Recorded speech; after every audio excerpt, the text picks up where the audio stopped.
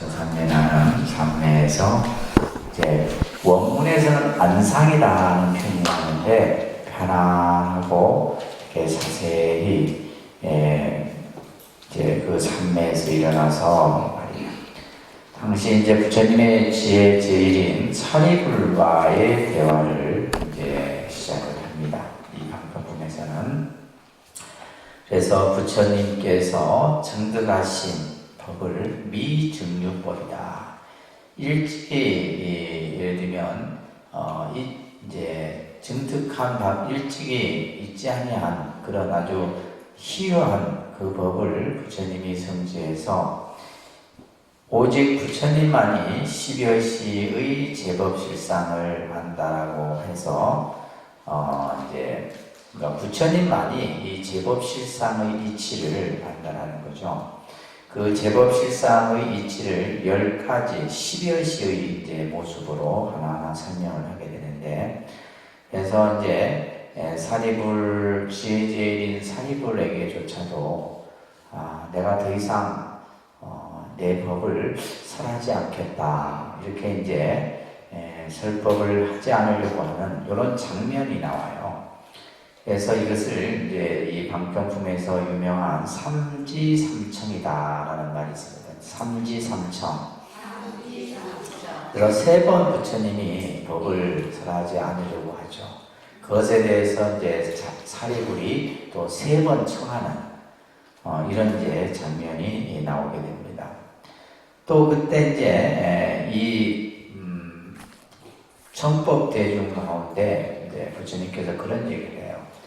이 법은 교만하고, 그죠? 좀 자기가 잘났다라고 생각하는 사람은 이 법을 믿지도 않을 뿐더러 알아듣지도 못할 것이다. 이렇게 얘기를 하자 500명의, 5,000명이군요. 그죠? 5,000명의 대중이 자리에서 벌떡 일어나더니, 그러니까 부처님이 계시는 지금 법을 설하고 있는 그 자리에서 그 청법의 자리에서 물러나 버리는 장면이 나와요.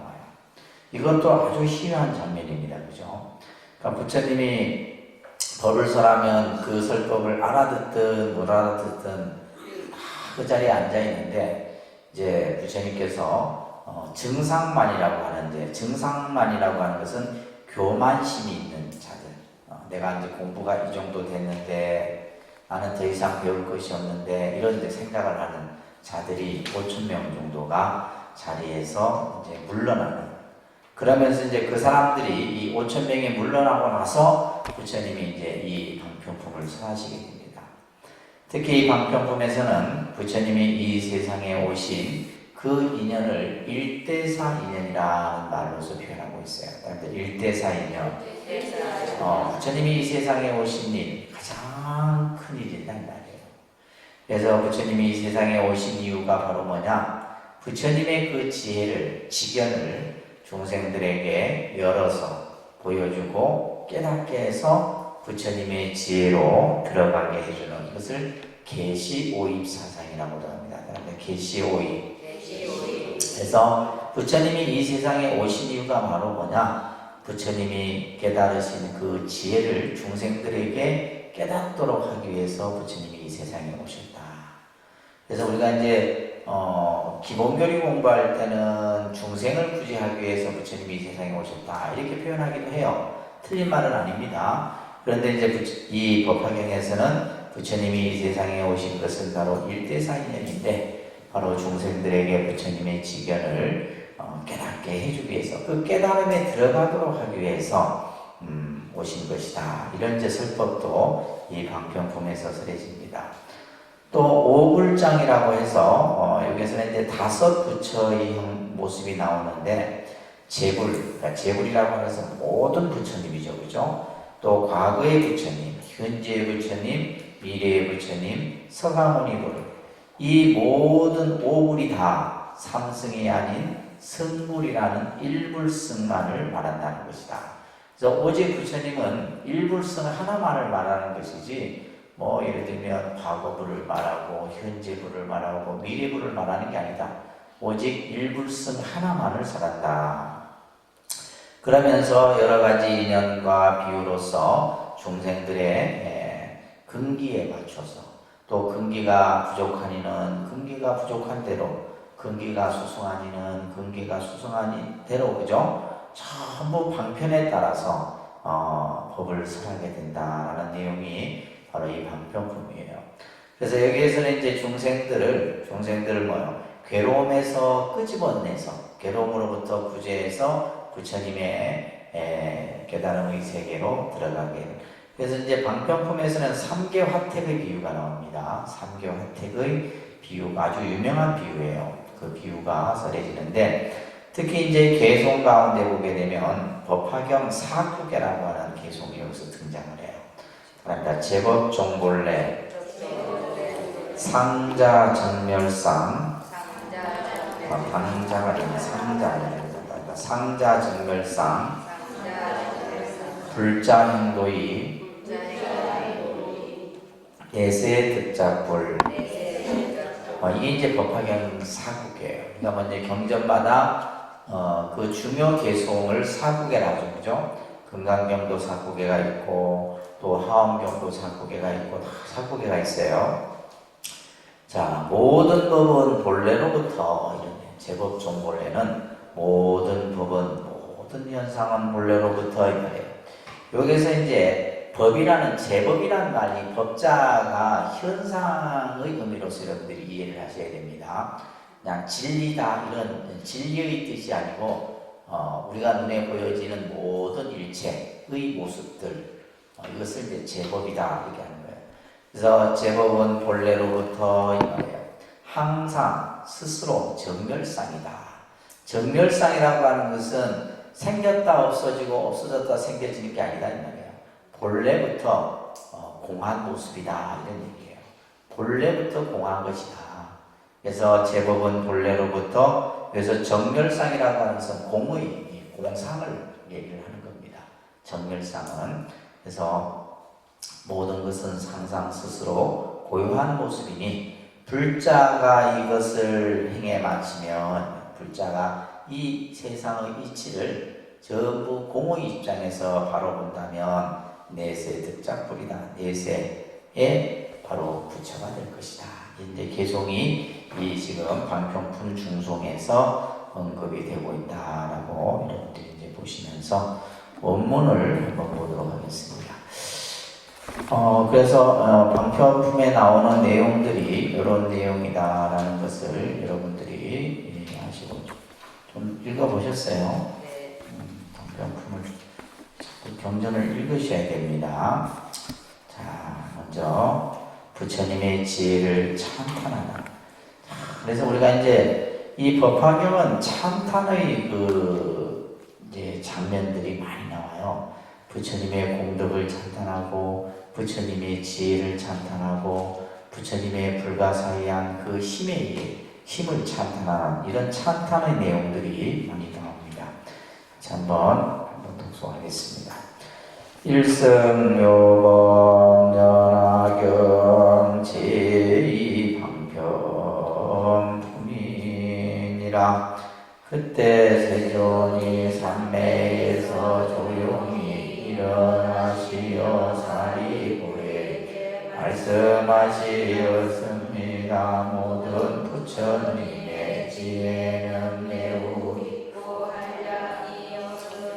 그 지혜의 문은 이해하기도 어렵고 들어가기도 어려워서 일체 성문 벽집을 드러날 수가 없느니라. 무슨 까닭인가 하면 부처님은 일치 백천만억의 무수한 부처님을 친근하여 모든 부처님 한량없는 도법을 모두 수행 용맹경진하였으므로 그 명성이 널리 퍼졌으며 깊고 깊은 미증유한 것 성취하여 알맞게 말씀하신 것이므로 그 뜻을 알기 어려우니라.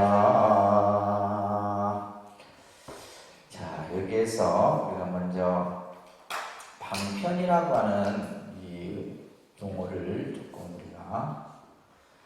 이 방편이라는 말은 참 이제 우리가 불교 용어에서 많이 쓰여지는데 특히 이제 이 법화경은 방편설법이다.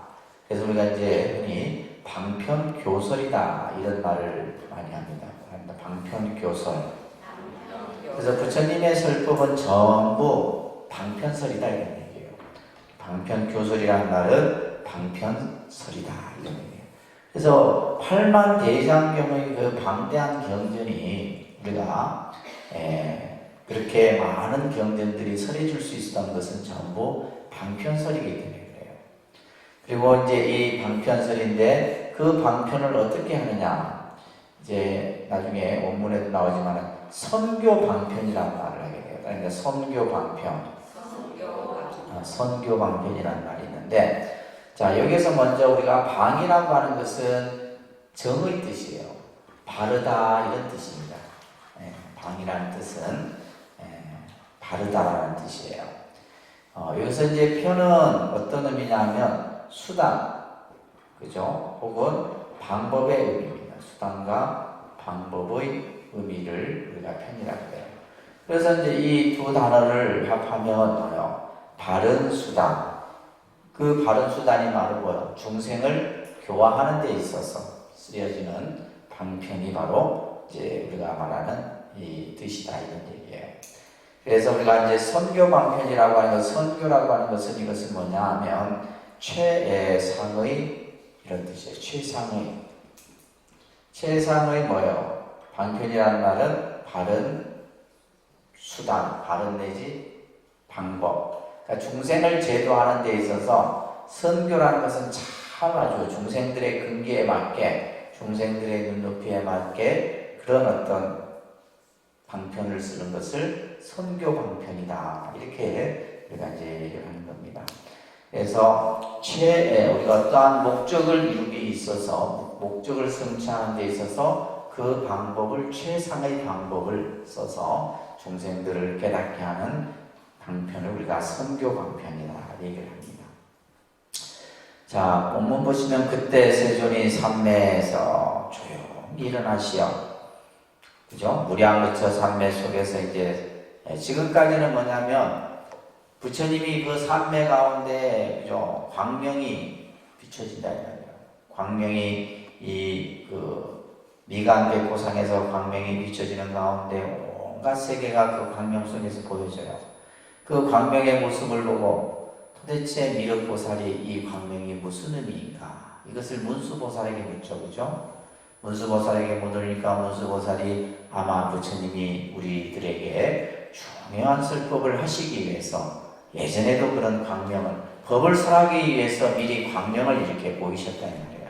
자, 그런 얘기까지가 이제 우리가 앞에 봤던 서품의 내용이었습니다, 그죠?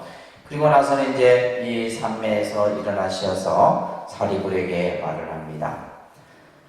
모든 부처님의 지혜는 깊고 한량이 없으며 그 지혜의 크기나 또 그 지혜의 그 어떤 헤아림이 우리가 예를 들면 헤아릴 수 없고 측량할 수 없다 이런 얘기예요. 또한 그 지혜의 문은 이해하기도 어렵고 들어가기도 어려워서 일체 성문들이나 벽지부는 알 수가 없다.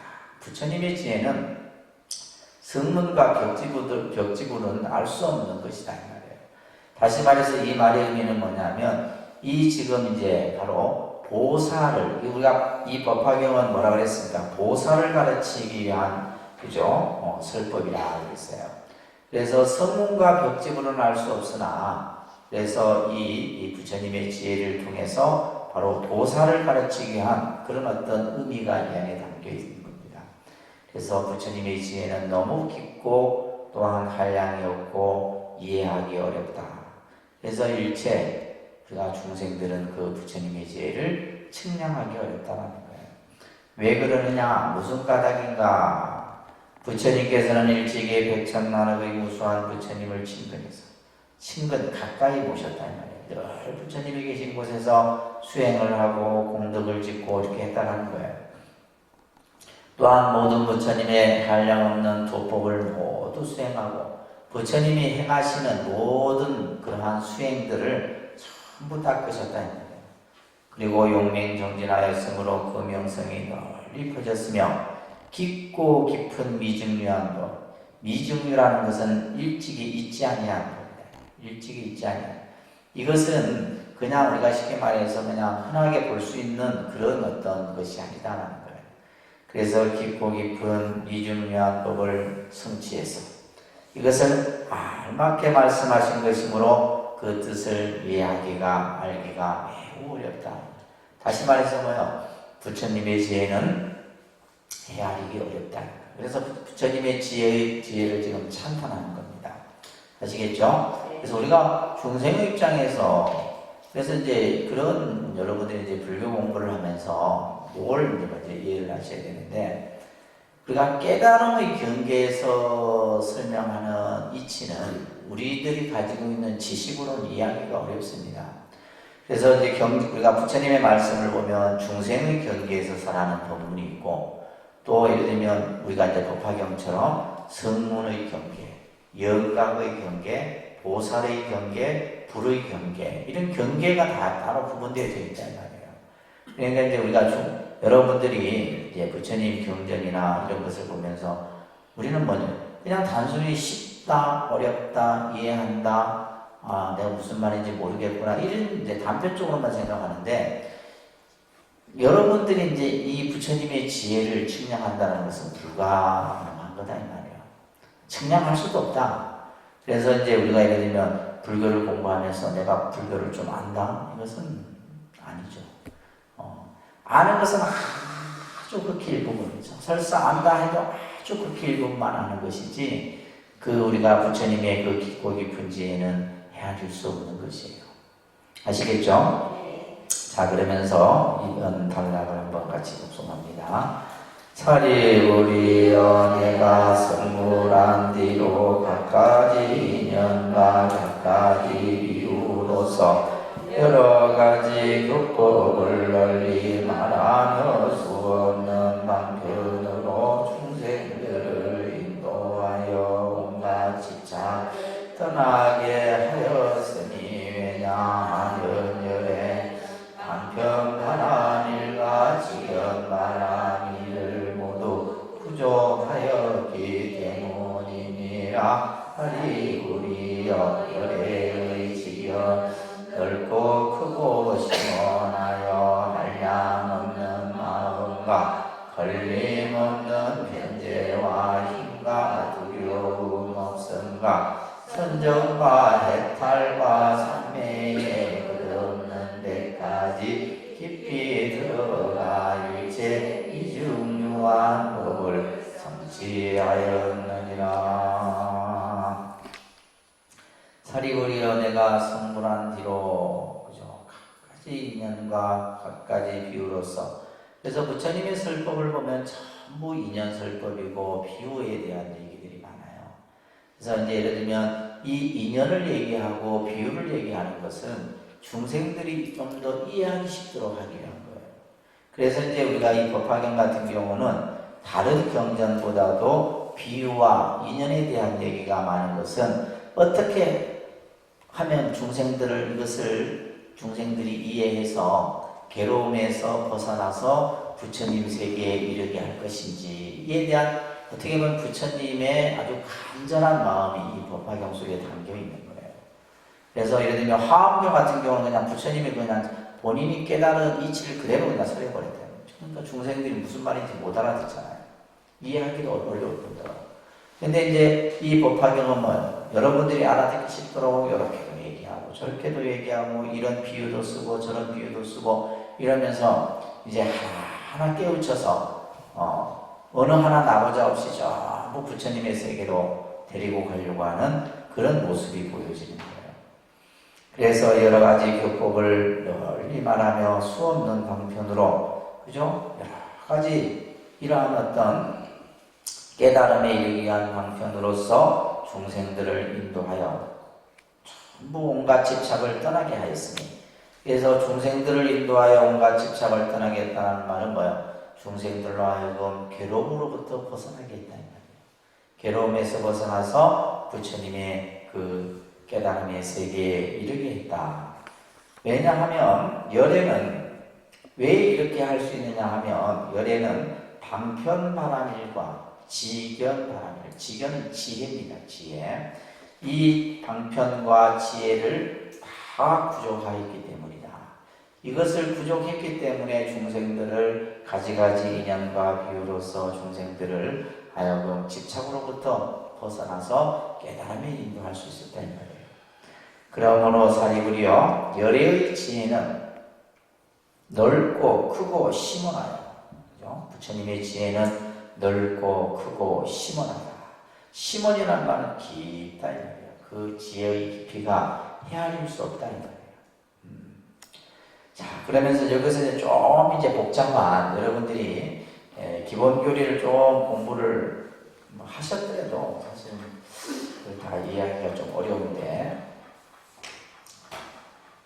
여기서 이제 여러 가지 이제 법수에 대한 그 설명이 나와요. 법수에 대한 설명이 나오는데, 첫 번째가 이제 그 무량한 마음이라는 말이 나오죠, 그죠? 자, 여기 이제 내용이 굉장히 많습니다. 첫 번째 한량 없는 마음, 한량 없는 마음. 그것을 이제 무량심이라고 해요. 무량심.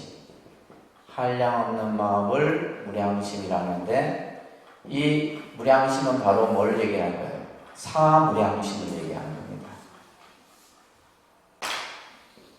아닙니다. 사무량심. 그러니까 사무량심 하면 이제 자비희사라고 알고 그죠? 그래서 자무량심, 비무량심, 희무량심, 마지막에 사무량심. 그러니까 보살이 우리가 이제 불교를 수행하면서 한량 없는 마음을 크게 갖는데, 그 마음을 크게 갖는 그 마음이 바로 네 가지 마음이에요. 사무량심. 그 다음에 이제 여기서 걸림없는 변제라는 말이 나와요. 걸림없는 변제. 이것은 사무예지예요. 사무예지. 걸림없는 변제라는 말은 부처님께서 법을 설함에 있어서 자유자재로 설합니다. 걸림없이 자유자재로 설하는데 그것을 사무의 변이라고도 합니다. 사무의 변. 자, 이 사무의 변은 어떤 거냐면, 첫째는 부처님이 법을 설함에 있어서 모든 교법에 막힘없이 잘 하신다는 거예요. 부처님께서는 일체 막힘이 없어요. 법을 설함에 있어서. 그래서 그것을 법무회라 그러고, 두 번째는 이치를 걸림없이 다 통달해요. 모든 세상의 이치를 다 통달하는 것을 두 번째 의무회라 하고, 그 다음에 사무회는 뭐냐면 여러 가지 말을 잘 알아 통달하는 것을 사무회라. 말에 있어서 걸림이 없다. 그 다음에 요설무회라고 하는 것은 뭐냐면 중생들이 듣기 좋아하는 말, 이런 말을 아주 걸림없이 자유자재로 쓰신다 이런 얘기예요. 그래서 우에는 마음을 얘기한 거고, 이 걸림없는 변제는 뭐요? 언어 부사에 있어서, 말을 표현함에 있어서, 그죠? 중생들이 좋아하는 언어를 쓰고, 또 모든 이치에 맞게끔 설명을 하고, 모든 어떤 또 이제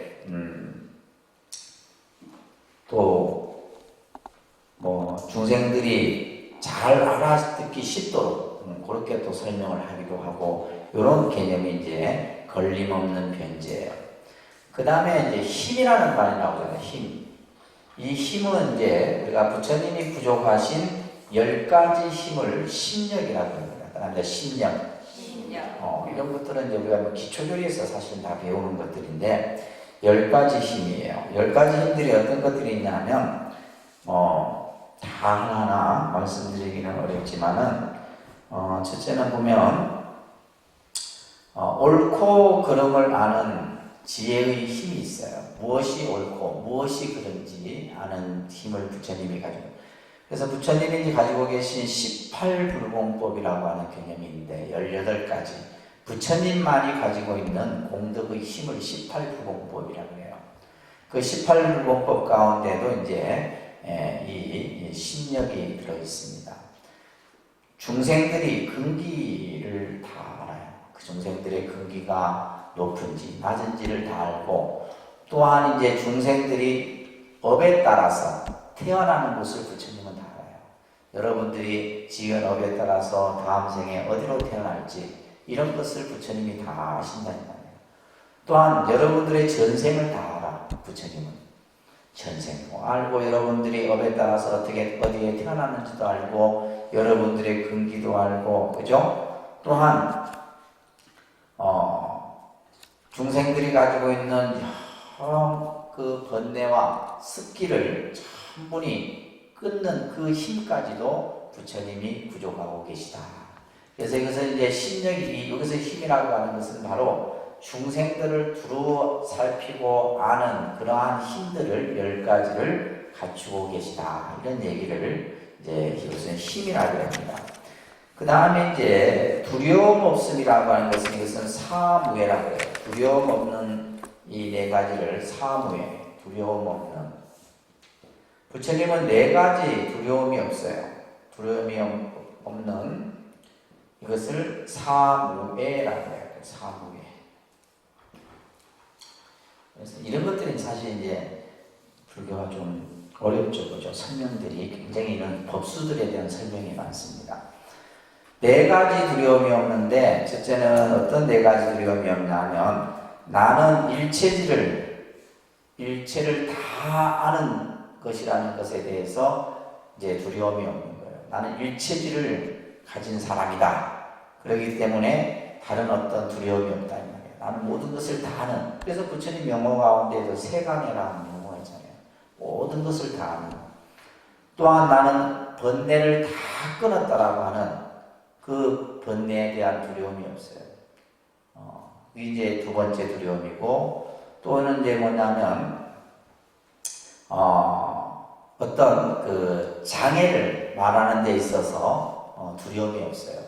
예를 들면 우리가 어떤 나쁜 것을 말하는 데 대해서 이제 두려움을 갖는데, 부처님은 그런 어떤 마에 대해서 선함에 있어서 두려움이 없고, 또 고통을 없애는 그 이치를 선하는데도 두려움이 없어요. 이런 것을 이제 사무예라고 합니다. 그래서 부처님께서는 이러한 두려움이 없음과 선정은 이제 마음이 고요한 상태를 선정이라고 그러죠. 그 다음에 이제 해탈이라고 하는데, 이 해탈도 이제 그냥 해탈이 아니라 초기 경전에서는 보면 8해탈이라 하는 이제 또 해탈의 내용이 나와요. 8해탈.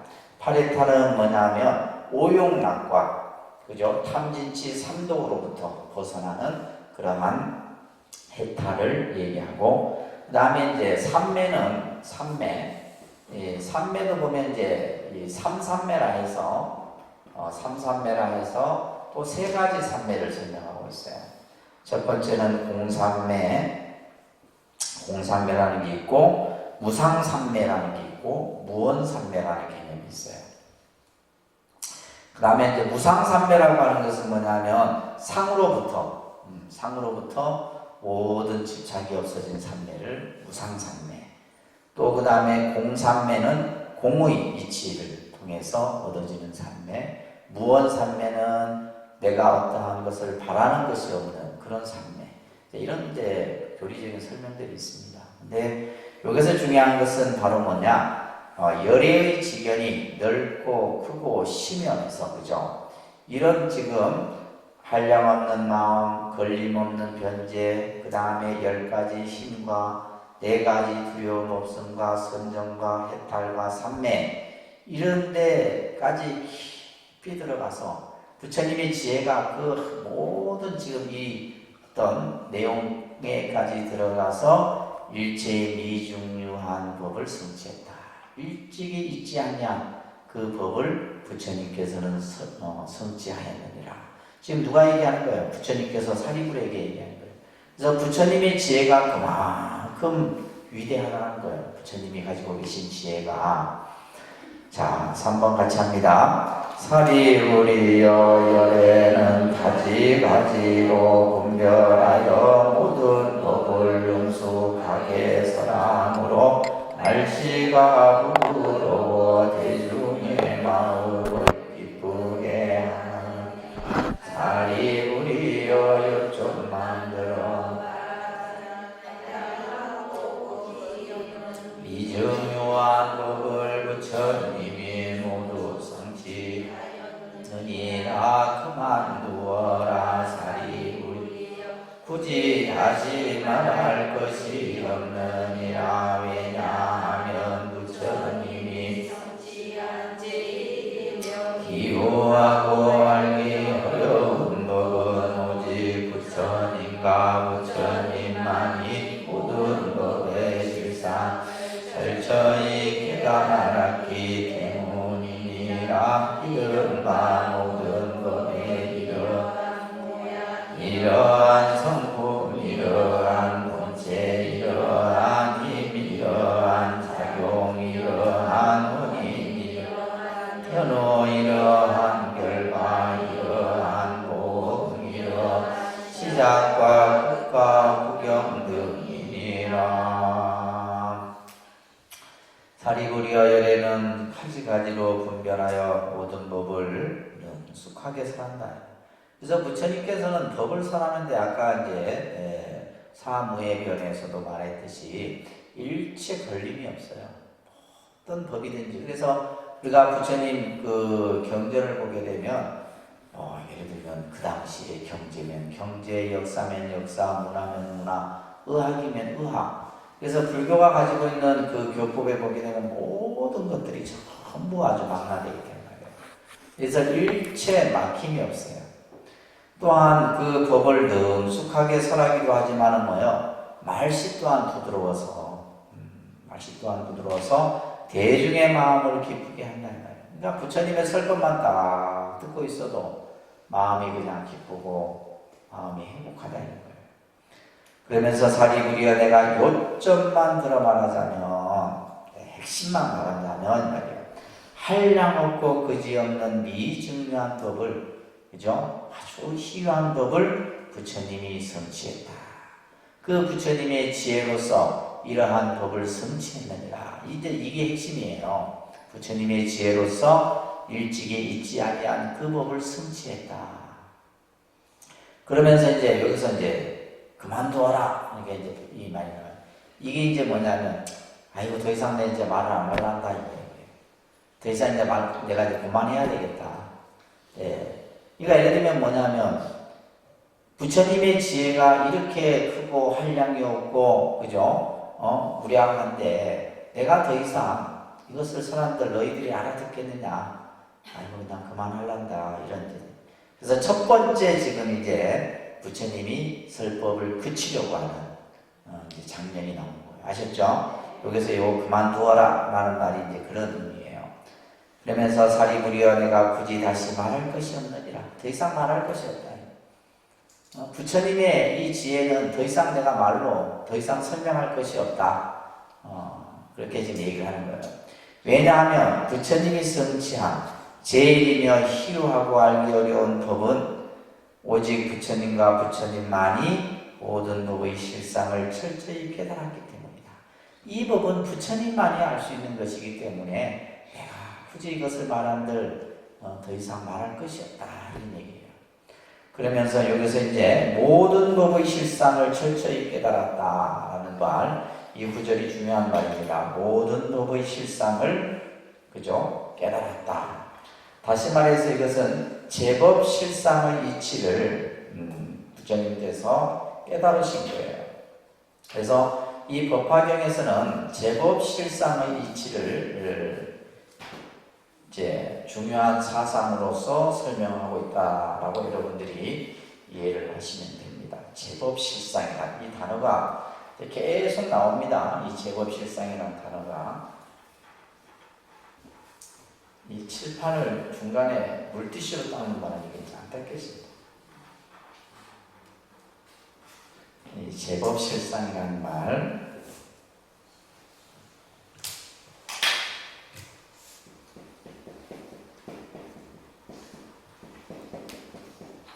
그러니까 우리가 이제 보면 이 제법이라는 말이 참 많이 나와요. 그죠? 제법. 반야신경에도 제법 공상 이런 말이 나오고 그죠? 그래서 반야 사상은 제법 공상 사상이에요.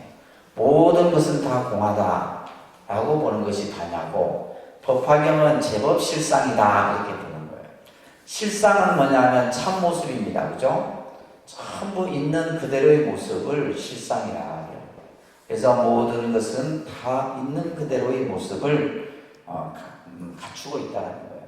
그것을 꿰뚫어 보는 것, 이것이 바로 뭐냐면 여기서 말하는 제법 실상의 이치를 깨달았다는 것이에요. 그러니까 모든 현상은 다 있는 그대로의 모습을 간직하고 있다는 것을 하는 거예요.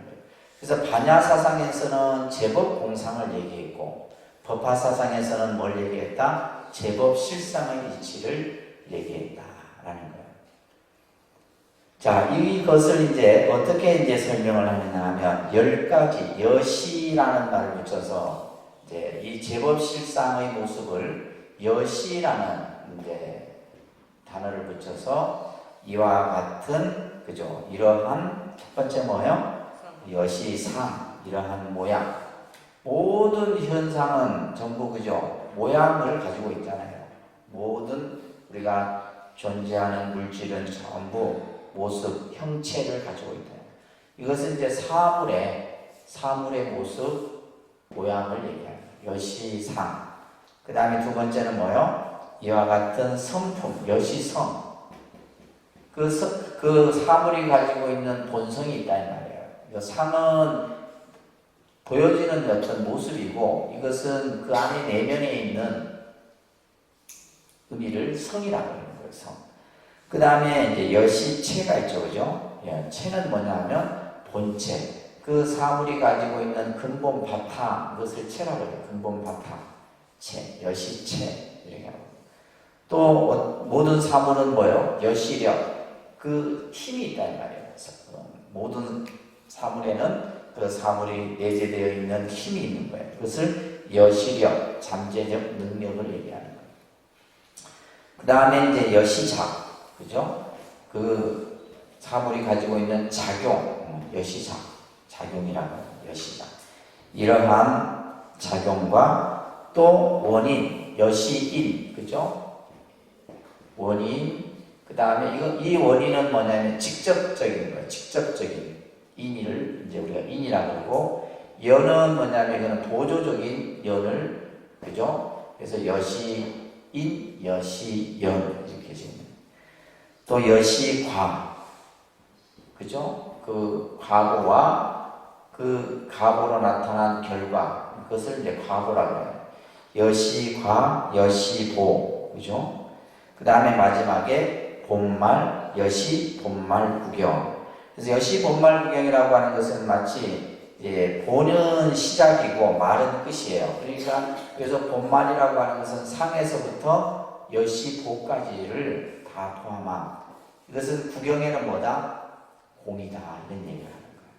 그래서 이 십여시라고 하는 것은 제법 실상의 모습을 이와 같은 모양, 이와 같은 성질, 이와 같은 본체 이러면서 이제 이것을 설명을 하는데, 이 십여시가 더 이렇게 법화 사상에서 중요하게 다루어지는 것은 뭐냐면, 이제 이 십여시를 바탕으로 해서 어떤 개념이 법화 사상에서 설해지냐면요, 이게 이제 중요한 개념이에요. 일념삼천설이라는 개념이 설해지게 돼요. 다른 일념삼천설. 이 법화경에서 이제 아주 유명한 이제 이 개념입니다. 쉽게 말해서 한 생각 속에 3,000가지의 각가지 모습이 그 한 생각 속에 담겨 있다 이런 뜻이에요.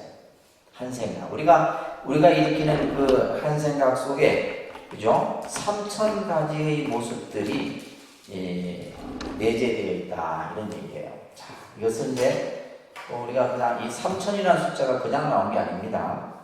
이것을 또 설명해 주는데, 자, 3,000이라는 숫자.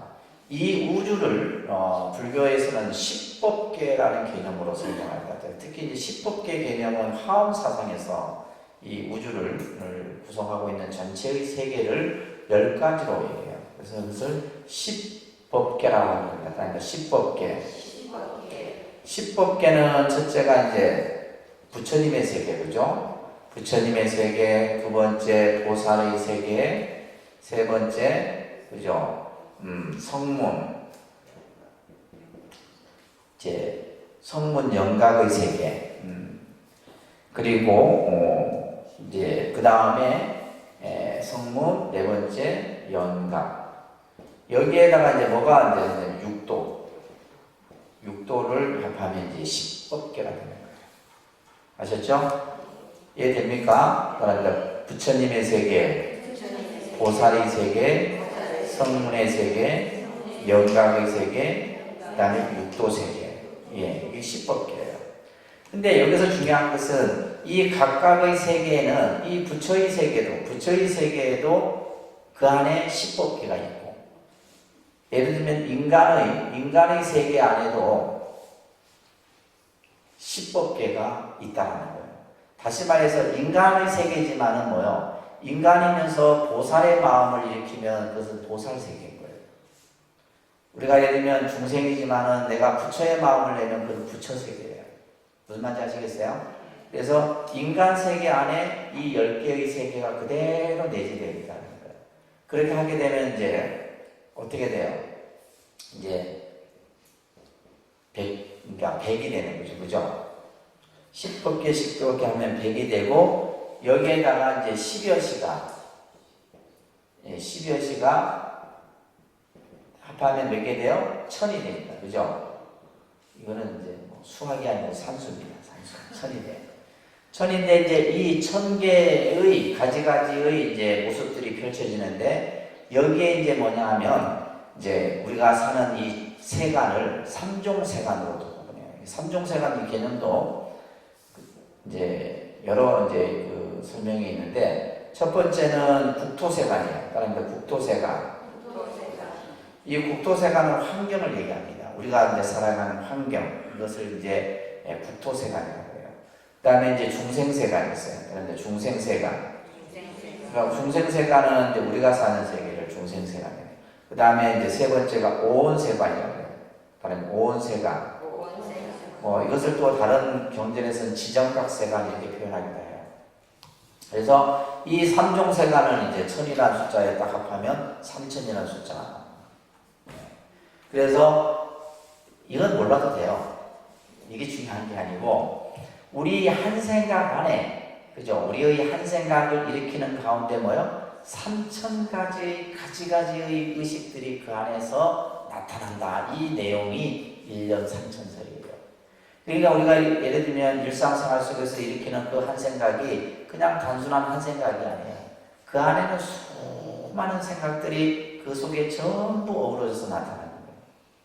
이게 이제 법화경에서 유명한 1년 3000설이에요. 아셨죠?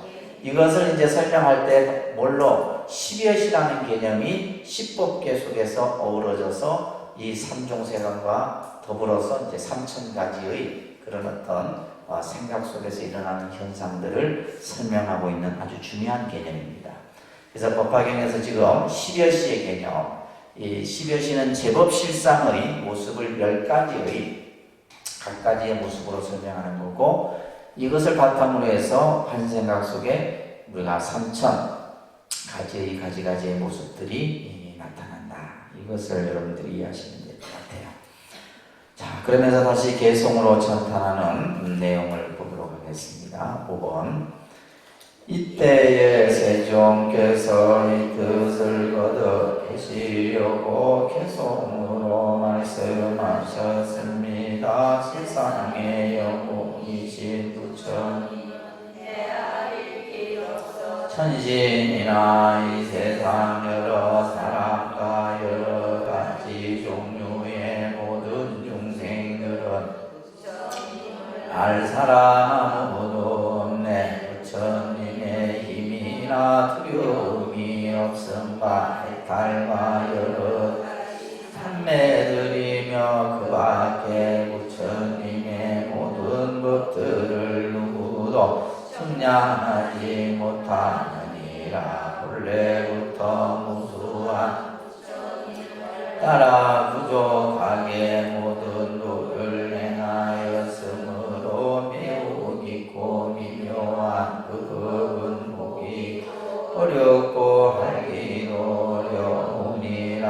한량없는 엇걸의 세월에 이와 같은 모든 도를 닦아 행하시고 우리 도량에서 이루신 그 결과를 나는 이미 다 알고다 보노라. 이와 같이 크나큰 가보이 가지가지 성품과 모양 뜻을 오직 나와 시방세계의 부처님만이 이를 영위하느니라. 이거 보일 수 없고 말로도 형용할 수 없느니라. 자, 이렇게 부처님의 지혜는 그죠? 위없고 무량하며 그 깊이가 심오하다. 그래서 부처님의 지혜는 어느 것과도 비교할 수 없다 이 말이에요. 자, 이 내용을 다시 이제 개성을 가지고 다시 설하는 내용입니다. 세상의 영웅이신 부처님은 헤아릴 길 없어. 그래서 우리가 이제 부처님을 영웅, 그래서 우리가 이제 부처님을 모신 정각을 대웅전이라 이렇게 하는 거예요. 이 세상에서 영웅 같은 분이다 이 말이에요, 부처님이. 그래서 부처님은 영웅이신 부처님은 그 헤아릴 길이 없어. 부처님을 어찌 우리 중생이 헤아리냐 이 말이에요. 그러니까 지금 이제 앞에서도 제가 예전에 말씀드렸듯이 이 법화경은 부처님이 가지고 계신, 그러니까 어떤 다른 경전보다도 부처님이 가지고 계신, 지금 여기서 우리는 지혜만을 얘기하지만은 부처님을 최상의 그런 어떤 존재로서 부각시키는 경이 바로 법화경이에요. 아시겠죠? 그러니까 예를 들면 마치 기독교에서 그 유일신을, 자기들이 믿는 그 신을 최고로 이렇게 숭배하는 것처럼 지금 이 법화경은 부처님의 그 지혜와 공덕과 또 부처님이 행하신 그런 것들을 전부 찬탄하는 거예요. 찬탄. 그래서 이 법화경에서는 찬탄이 아주 핵심을 이루고 있습니다. 그러면서 천신이나 이 세상 여러 사람과 여러 가지 종류의 모든 중생들은 부처님을 알 사람 아무도 없다. 어느 누가 부처님을 알겠느냐? 부처님을 누가 비교할 수 있으며, 그죠? 그래서 부처님을 성인 가운데 성인이요 만법의 왕이신 부처님이다 이렇게 표현하는 거예요. 성인 중에 성인이고 만법의 왕이신 부처님이다. 그래서 부처님을 한없는 존재로, 위없는 존재로 이렇게 지금 나타내고 있는 겁니다. 부처님의 힘, 그죠? 10가지 힘이죠, 그죠? 두려움이 없는 과 해탈과 여러 가지 산매들. 그래서 부처님이 가지고 계신 그러한 공덕상이에요. 앞에서 얘기했던 뭐 사무량심, 심력, 사무예지, 사무예변, 그죠? 삼산매, 팔해탈 뭐 이런 것들은 전부 부처님께서 갖추신 공덕의 모습들이에요. 그 밖에 뭐 부처님의 모든 법들을 누구도 측량하지 못한, 어느 누구도 부처님을 헤아릴 수 없다 이런 얘기예요. 본래부터 무수한 부처님을 따라 부족하게 모든 도를 행하였습니다. 그렇죠? 부처님은 이미 과거 오래전부터 여러 부처님에게 친근하고 부처님을 찬탄하고 공양하고 수행의 그 공덕을 다 쌓았다는 거예요. 그렇기 때문에 매우 깊고 미묘한 그 법은 보기도 어렵고 알기도 어렵다. 이게 부처님 법을 보기도 어렵고 알기도 어렵고 믿기도 어렵고 이해하기도 어렵다. 그러니까 여러분들이 불교 공부하면서 아이고 난 모르겠다는 게 당연한 거예요. 예. 뭐 예를 들면 공부 좀 해갖고 아이고 내가 불교를 좀 알겠다는 얘기는 아니죠. 부처님 법을 어떻게 우리가 측량할 수 있고 헤아릴 수 있냐. 무슨 말인지 아셨죠? 그러니까 여러분들이 이제 모르는 게 그냥 당연한 거예요. 아이고, 그러니까 어렵다라는 생각도 어떻게 보면 당연한 거예요. 왜? 내가 중생이 가진 생각을 가지고 부처님의 이 견해를 어떻게 이해할 수 있냐 말이에요. 그렇지만은 우리가 이제 이 부처님의 경전을 통해서 자꾸 읽고 자꾸 하다 보면 조금씩 그 부처님의 견해에 내가 가까워져 가는 거예요. 근데 우리가 예를 들면 아예 내가 어렵다 해서 이걸 안 보게 되면 부처님의 지혜의 깊이를 우리가 측량하기는 더더욱더 어려운 겁니다. 그죠? 그래서 부처님이 그 법은 보기도 어렵고 알기도 어렵고 그죠? 어렵다. 한량없는 억겁의 오랜 세월에 이와 같은 모든 도를 닦아 행하시고, 그래서 이미 부처님은 과거에 수많은 행을 닦으셔서 부처가 되신 거예요. 예를 들면 여러분들 6년 고행 끝에 부처가 됐다 이렇게 생각하시면 안 됩니다. 서가모니 부처님은 이미 과거에 수많은 부처님의 처소에서 그죠? 보살행을 닦고 공덕을 닦아서 금생에 이제 수기를 받아서 금생에 와서 부처가 되신 거예요. 그렇게 이제 우리가 부처님을 이해를 해야 됩니다. 그래서 내가 보리도량에서 이루신 그 결과를 나는 이미 다 알고 다 본다. 그러니까 서가모니 부처님께서 보리수 아래에서 성도를 하셨지만은 그 이전에 이미 오랜 시간 전에 닦은 그것을 내가 다 알고 다 있다 이런 얘기예요. 이와 같이 크나큰 과보인 가지가지 성품과 모양과 뜻을 그죠? 이것은 바로 뭐예요? 우리 제법 실상의 모습이에요. 제법 실상의 모습들. 이러한 것들을 오직 나와 시방세계의 부처님만이 이를 능히한다. 다시 말해서 제법 실상이라고 하는 이 모든 현상이 실상이라고 하는 이 모습의 10가지 10여 시는 부처님만이 알 수 있는 것이에요. 부처님만이 알 수 있는 것이다. 그래서 이 법은 누구에게도 보일 수 없고 말로도 형용할 수 없는 거예요. 누구에게도 이것을 나타내 보일 수도 없는 거고 또 말로도 설명할 수도 없는 것이다.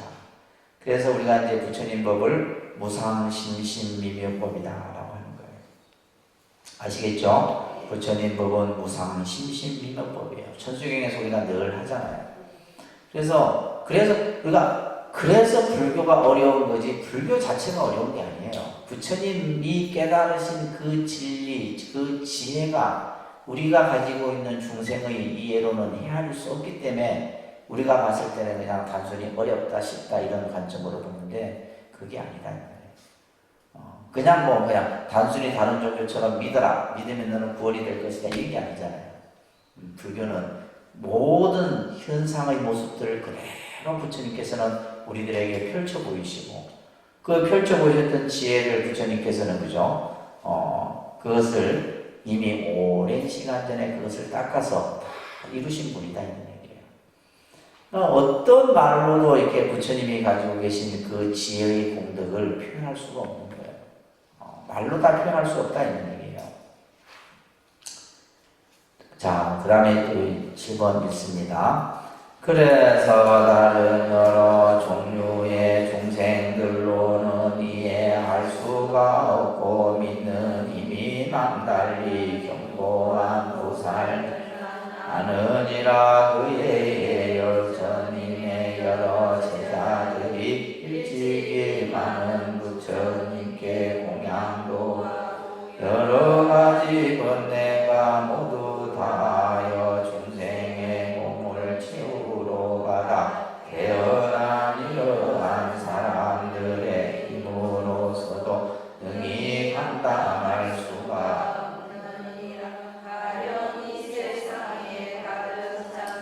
없는 사람들이 사리울의 지혜와 모두 같아서 온갖 생각을 하더라도 부처님의 지혜는 청량하지 못하느니라. 지방의 모든 세계 가득 찬 이들이 모두 다 사리불의 지혜와 같고 그 다른 모든 대자들도 시방 세계에 가득하여 온갖 생각을 다해가며 헤아려도 또한 부처님의 지혜는 알지 못한 벽지불의 역득한 지혜를 가지고 무루에 채우심에 있는 사람 시방 세계에 가득히 차서 그 수요가 계속 따랐다 하여 이런 이들이 한 마음이 되어 한량없는 억만 것 동안 부처 실다운 지혜를 생각하려 하더라도 아주 적은 부분도 알지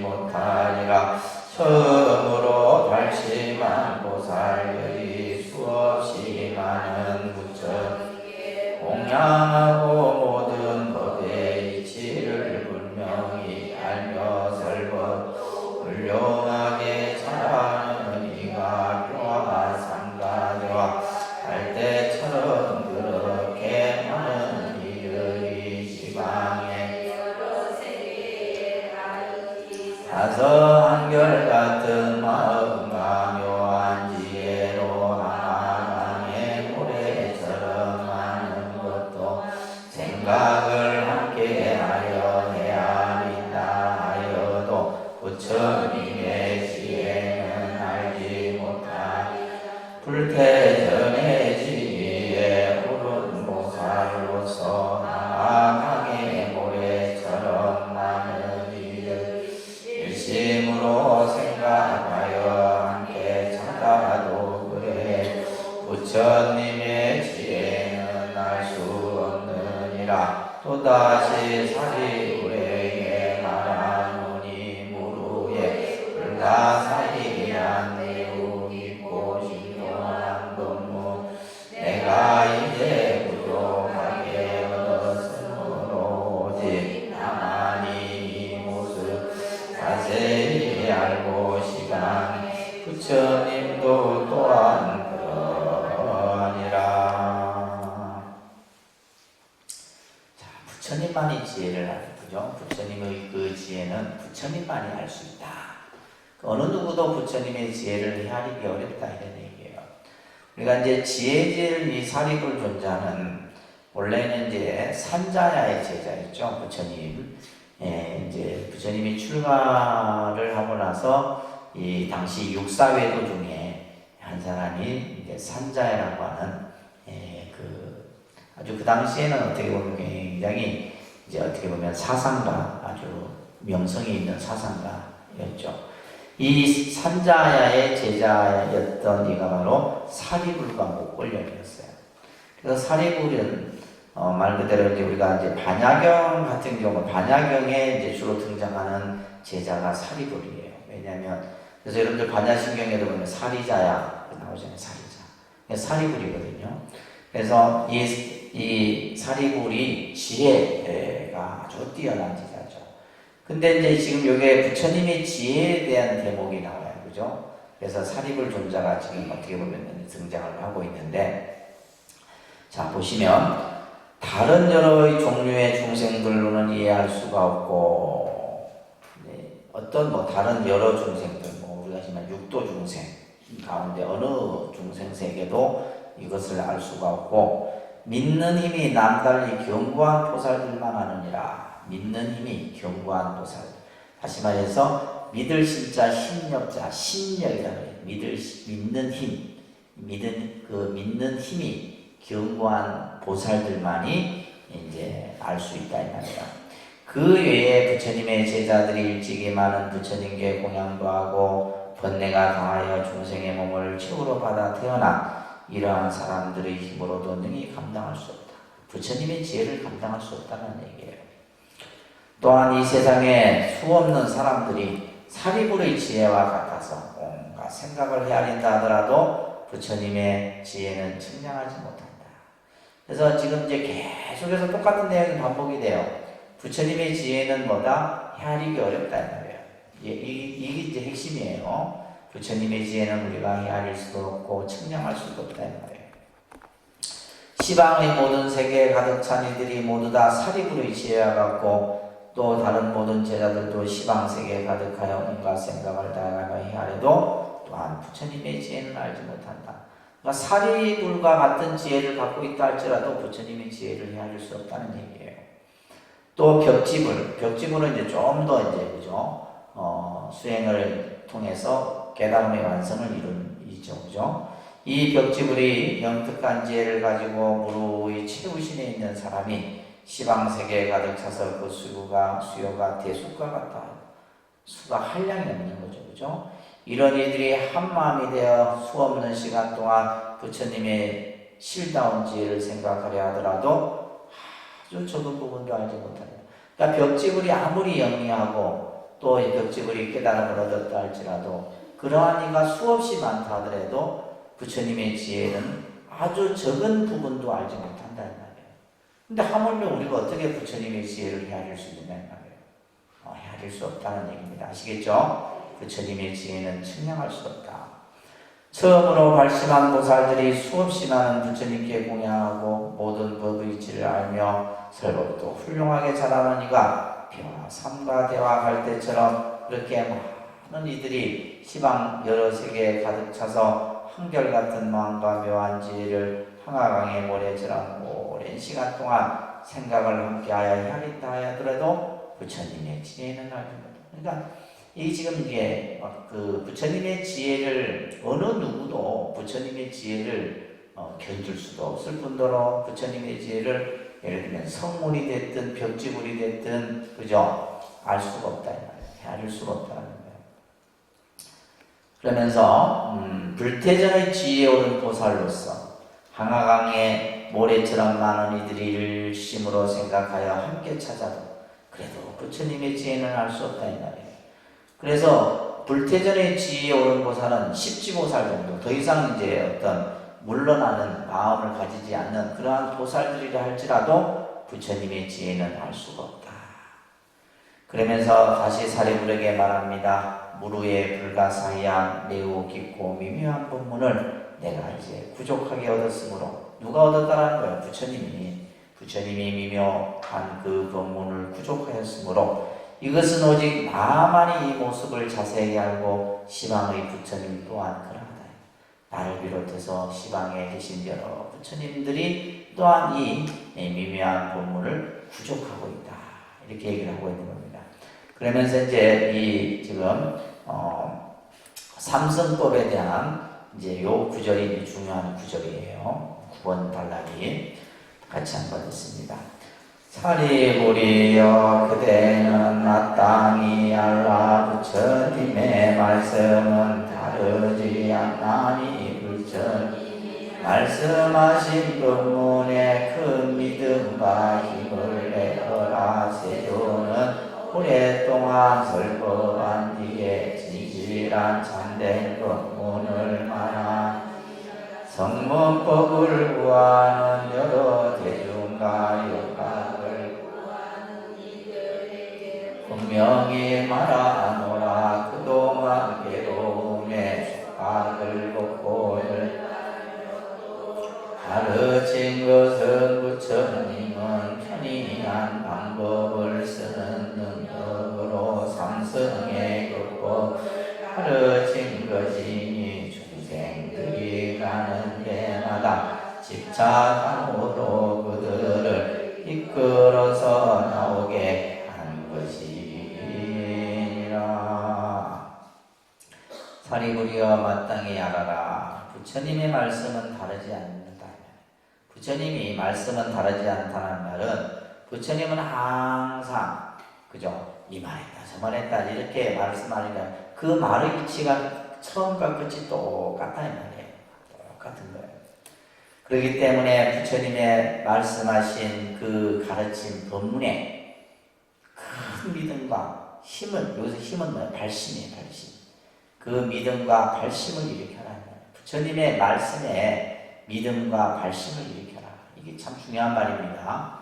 그래서 우리가 부처님의 경전을 통해서 믿음을 일으키고 또 그 부처님의 말씀을 통해서 우리가 발심을 하게 되는 거예요. 그렇게 해라 이런 얘기예요.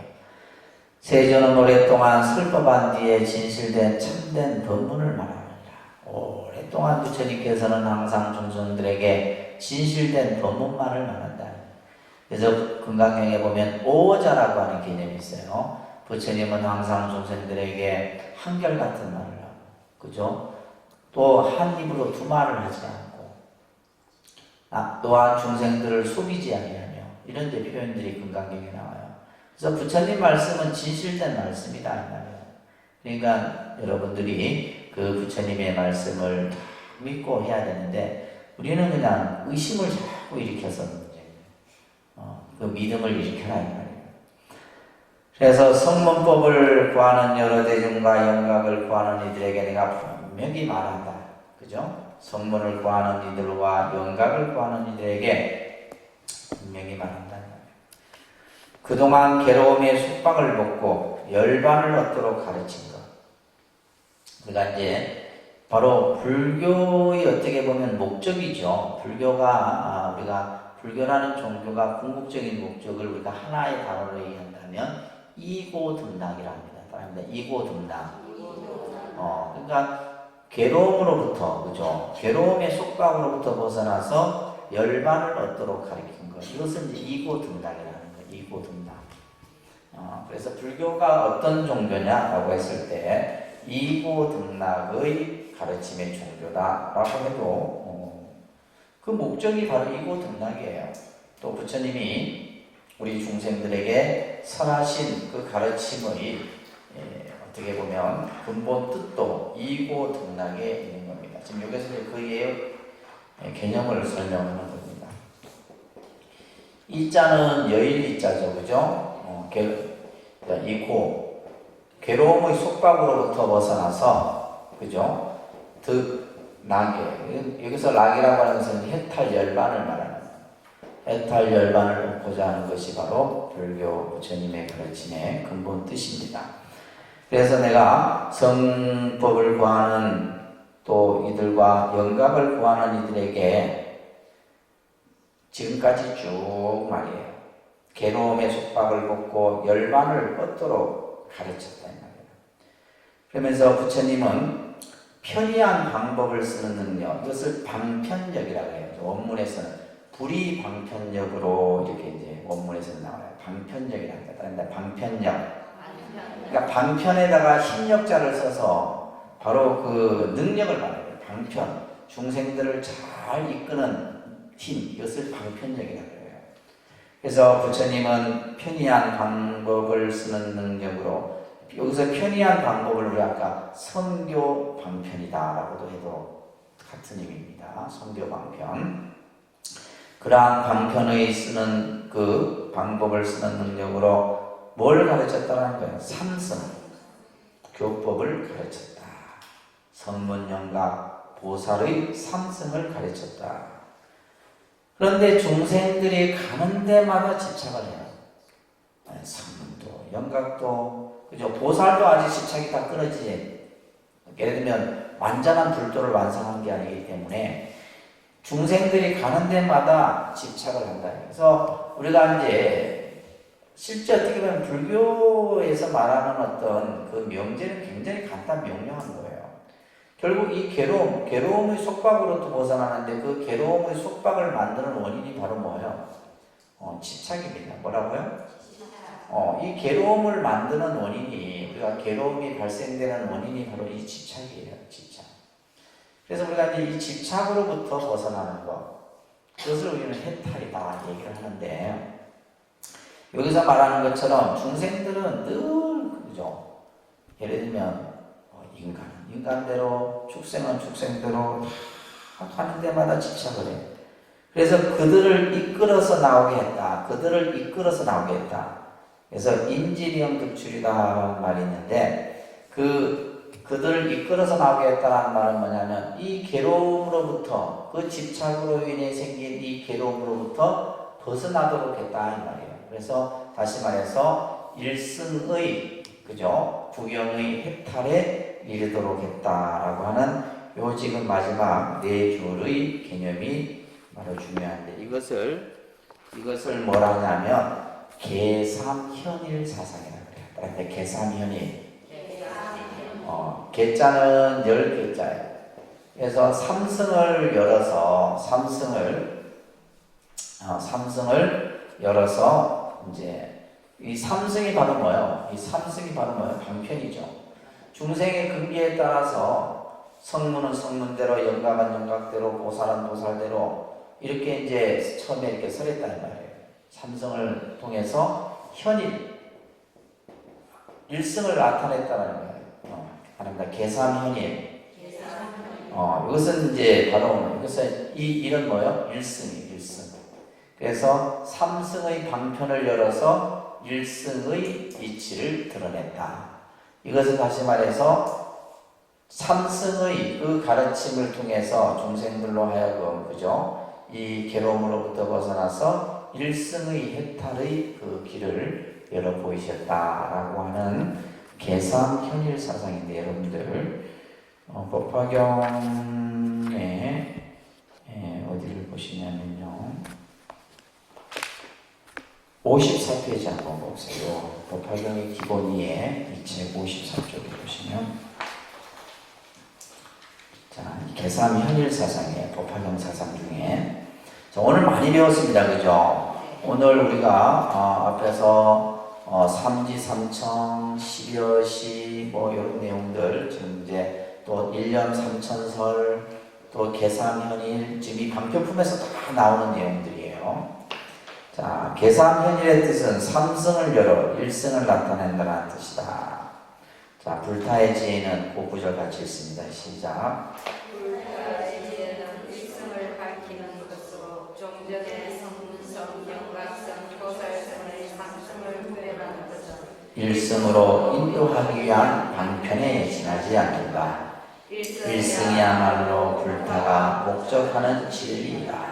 자, 됐습니다. 여기까지. 이게 이제 경전 법화경에 나오는 구절이에요. 그래서 부처님의 지혜는 일승을 밝히는 거예요. 그래서 우리가 지금까지 부처님의 지혜가 그죠? 넓고 광대하고 그것을 헤아릴 수 없다. 이걸 계속 지금 찬탄했단 말이에요. 근데 그 부처님이 가진 지혜는 바로 뭐냐면 일승을 향하게 하는 지혜다. 중생들로 하여금. 그래서 성문영과 고사를 이렇게 하나하나 구별한 것은 바로 뭐냐? 일승으로 인도하기 위한 방편이다. 그러니까 예를 들면 성문은 성각, 영감은 영감, 보살은 보살 각각의 근기에 맞춰서 그렇게 이제 설했지만은 결국 이들을 뭘로 끌고 가기 위한 일승으로 끌고 가기 위한 방편이다라는 거예요. 그래서 일승이 바로 부처님이 불타가 목적하는 진리인 것이다. 성문영과 보살이라는 삼성의 수행자가 각기 구별되어 수행을 하고 있지만은 사실은 이것은 임시 방편설이다. 그래서 우리가 마찬가지예요. 여러분들 불교에는 여러 가지 수행법들이 있잖아요. 염불 수행, 참선 수행, 주력 수행, 절 수행, 감경 수행. 이 수행이 전부 뭐예요? 방편이에요. 그래서 불교가 왜 그냥 다른 종교와 달리 그 방법이나 여러 가지 이런 것들이 그냥 다양하잖아요. 너무 많습니다. 다양해요. 그것은 전부 중생들의 근기가 다 다르고 근기에 맞춰서 설해진 진리가 각기 다르기 때문에 다른 어떤 종교 같은 경우는 그 방법이 딱 그냥 하나하나 딱 정해져 있는데 틀이 우리는 뭐예요? 전부 막 제각각이에요. 염불하고 싶으면 염불하고 참선하고 싶으면 참선하고 견보고 싶으면 견보고 근데 목적은 어때요? 목적은 그러니까 깨달음이다. 목적은 똑같아요. 목적은 똑같은데 이제 근기가 다르기 때문에 자신의 근기에 맞춰서 가야 되는 것이에요. 그래서 이제 불교의 교설이 다양한 겁니다. 교설이 다양한 방편설 때문이다라고 여러분들 이해하시면 됩니다. 아셨죠? 또 뿐만이 아니라 우리가 예를 들면 믿음의 대상도 다양하잖아요. 예를 들면 뭐 우리가 신앙도 보면 관음신앙하는 사람이 있고 지장신앙하는 사람도 있고 미타신앙하는 사람이 있고 약사신앙하는 이것도 다 방편이에요. 그냥 한 가지만 딱 얘기했으면 되는데 그죠? 한 가지만 딱 그것만 해라 했으면 되는데 뭐 이거는 뭐 다 각자 중생이 원하는 바에 따라서 다 각기 이제 하다 보니까 이 불교는 뭐냐면 통일성이 없어. 통일성이 없어. 그러니까 하나로 뭉쳐져요, 안 뭉쳐져요? 안 뭉쳐져요. 근데 법화경은 봐요. 하나로 모으잖아. 이게 이제 법화경의 아주 큰 특색이에요. 그래서 우리가 이제 다른 경전들은 막 그냥 너희들 하고 싶은 대로 하나 이렇게 풀어놨다라면 법화경은 뭐요? 그 풀어놓은 것을 전부 일승으로 향하게 하는 거예요. 그래서 법화경은 굉장히 통일성이 있는 그런 사상입니다. 통일성 있는 사상이에요. 자, 그래서 일승의 진실에 기착하고 있다. 그래서 이처럼 차별에도 불구하고 똑같이 성불의 길로 나가고 있음을 방편품에서 밝히고 있는 겁니다. 아셨죠? 성문영과 보살을 각기 설하지만은 전부 일승으로 향하게 하고 있다는 거. 이게 핵심이에요. 방편품에. 그래서 이처럼 삼승을 성교 방편으로 깨달음으로 이끄는 것이 바로 이제 뒤에 부분에 나오는 일대사 인연의 설법인 계시 오입의 가르침이 이제 후에 설해지고 있습니다. 자, 그렇게 여러분들이 정리를 하시면 될 것 같아요. 자, 다시 한번 도구 밑에 교재 원문에 오셔서 한번 볼까요? 조금만 더 10분까지만. 사리분이 이제 법을 청하죠. 아까는 이제 그만두어라. 나는 이제 아이고 더 이상 안 살아난다. 이렇게 이제 하고 나서는 다시 사리분이 시래. 이것을 삼지삼청 3번 그치고 3번 청하는 장면이 계속 나옵니다. 자, 같이 한번 읽을게요. 그때 대중 가운데에 성문으로서 은혜가 없어진 아람인 아야 고진여 등 1200명과 처음으로 성문 벽지불에 마음을 낸 비구비군이 우바이가 있다가 모두 이렇게 생각하였습니다. 지금 세종 무슨 까닭으로 은근하게 방편을 찬탄하시며 말씀하시기를 부처님의 얻은 법은 매우 깊어서 이해하기 어려우며 말씀하시는 시기 알기 어려워서 모든 성문이나 벽지불로서는 따를 수 없다고 하시는가. 부처님이 말씀한 해탈의 이치는 우리들도 얻어서 열반에 이르렀는데 이제 그 말씀하신 진정한 뜻을 알 수 없고 이때 사리불이 사부 대중들의 의심을 알아차리고 자기 자신 분명히 알지 못하여 부처님께 말씀드렸습니다. 세존이시 무슨 인연으로 모든 부처님의 제일 방편이신 매우 깊고 미묘하여 이해하기 어려운 법이라 은근하게 찬탄하십니까?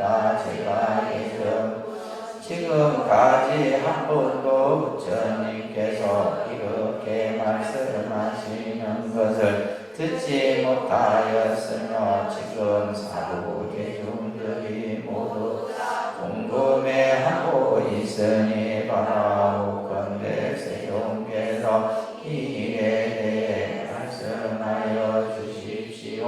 세종께서는 무슨 일 매우 깊고 미묘하여 이해하기 어려운 법이라고 근거히 찬탄하십니까?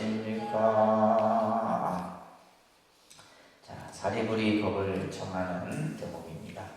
그때 대중 가운데 성문으로서 번뇌가 없어진 아야 교진녀. 그래서 이제 부처님의 성문 제자들을 얘기하는 겁니다. 그죠?